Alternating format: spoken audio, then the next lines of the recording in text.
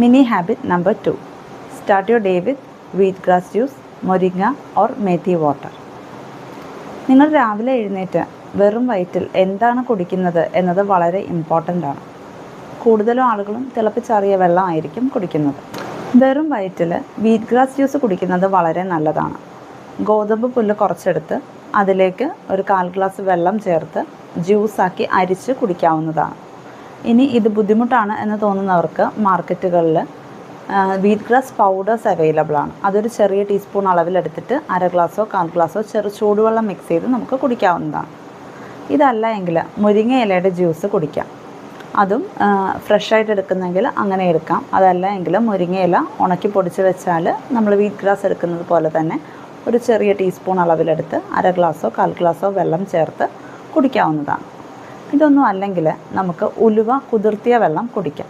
1 teaspoon ഉലുവ തലേ ദിവസം രാത്രി കഴുകി വൃത്തിയാക്കി 1/2 ഗ്ലാസ് വെള്ളത്തിൽ ചേർത്ത് വയ്ക്കുക.